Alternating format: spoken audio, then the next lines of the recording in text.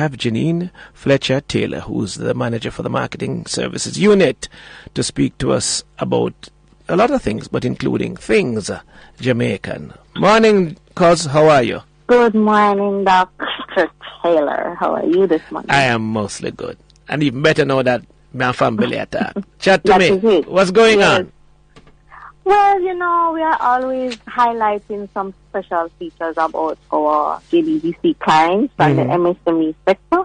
And we decided that we wanted to put the spotlight on family-owned business. All right. Because, family-owned businesses is a major feature in small business operations, because at times you may not be able to hire the staff right away, and you have to build based on the resources that you have around you. And so we have identified a number of our brands and our clients fall within this category called family-owned businesses.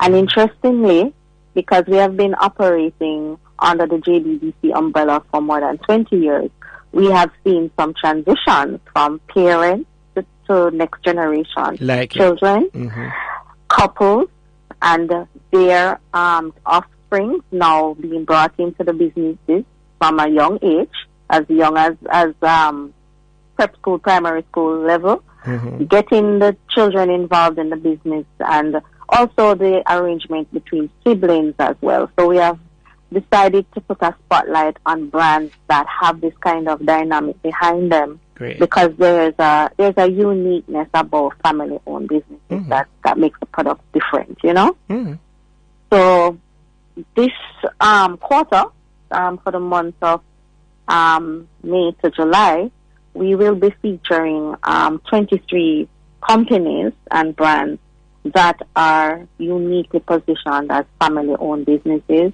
In particular, where we see the children now the main operators of the businesses, and the succession planning being done from the parent to the child.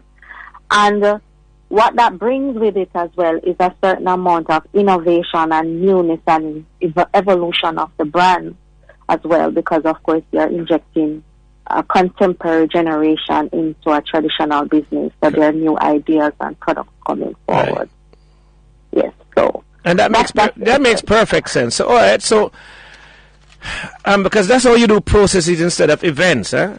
Yes. Right. Yes. And that's the epitome of how small businesses operate anyway. And small businesses, which are your remit, are the ones that truly grow an economy. In spite of what people think about large investments, those things matter, yes. But it's when the money moves up and down in the economy that you really have economic growth. 90%, of businesses that push GDP in Japan, small MSMEs. So it's not just down here. So so talk to us a little bit more though about some of the warm bodies that you'll be featuring, some of the actual places, people, whatever. Right. So we have, for example, the Clonmel Potters, parents now handing down to the next generation. You mean the boss? Clonmel Potters. Yes, I remember them. Yes. Belva and Donald from the time. Yes. Oh my gosh. Yes. And another thing too to highlight in this family-owned business dynamic is the husband-wife scenario, and how the partnerships would have sustained. There are always these myths about husband and wife can't work together and so on, but that's quite the opposite when it comes on to how the businesses thrive if both parties are heading in the same direction and have unique skills that you bring together. So that's definitely a couple-owned business. So to Chocolore Chocolate, husband and wife again. Liberton, another couple business. Clutch Organics, which was recently featured in our articles. And Milford, another couple as well, Pure Chocolate.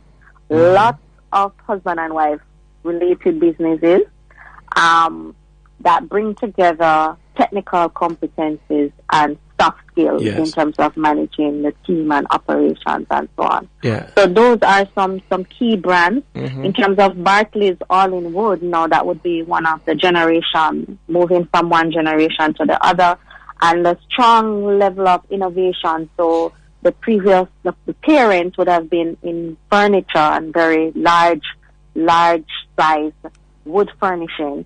Now the daughter is in souvenirs and jewelry and corporate gifting. So kind of transitioning and pivoting the business to a different market segment and products. That's Barclays All in Wood. Flavors of the Past is another generational handing down. Rock by Nana. Now this is one of parents helping a minor to run a business. So the main proprietor of the business is a minor, a child-owned business, but she is supported by her mom, and she does a line of jewelry with the brand RBN. Portland Craft Producers is a very fascinating one. Joan Wright is the main proprietor, a big stalwart in the Portland craft community and the Portland craft market. And she would have coordinated several artisans over the years. So under her umbrella, that business is now being managed by her daughters, who the business would have sent to college and would have sent through their bachelor's and completed their studies now to come back into the business. That sounds almost perfect. It's perfect because now they would have come now with far more than she would have been equipped with in terms of the academics to support the growth of the business and so on. Macintosh Craft has also several generations of craft producers in souvenir and toys and in the craft industry, mothers to daughters. So now we are seeing the mothers retiring, 2 sisters originally, and they are now on the verge of retiring, and the daughters and grandchildren are now doing the making of the products. And the Silver Hall Designs is more along the sibling side, a number of brothers and sisters coming together to sustain the business. Waffy Curls, another duo of sisters forming the business. So you would have seen, that sort of family essence is in fact transitioning into the products as well. And so you're not just getting a product, but you are actually, each purchase you make is supporting generations within one family. And, we wanted to make sure that we highlight that when you see products on a shelf, there's a whole complete story behind that product in our community and in our society and driving our economy. So we are certainly proud to represent these brands. Okay, gotcha. Yes, there are a couple of them that I'm familiar with. I was particularly touched by the Clonmel Potters because I remember becoming familiar with them, believe it or not, 40 years ago. No, 40, more than that, 45 years ago, actually. We were in the annual national exhibition as artists back then. And so therefore, this is not just about passing on a business, but you're passing on skills. That's right. So it's a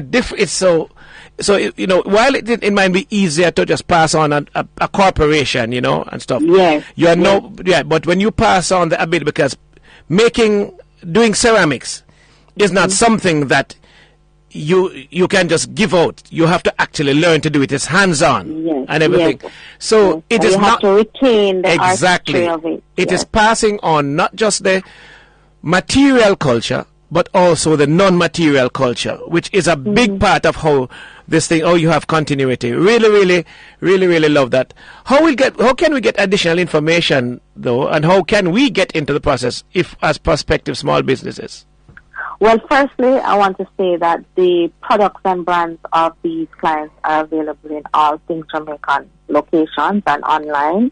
Once you have a business idea, you can contact the JBDC at 928-516-124 and be connected to a business development support officer that would take you through the rigors of what you may need to start the business or what you may need to improve the business. And depending on what gaps are identified, then we have a technical unit, we have the marketing unit, and the whole suite of business support is within the JBDC department. So just make that contact. We are also online at www.jdbc.net.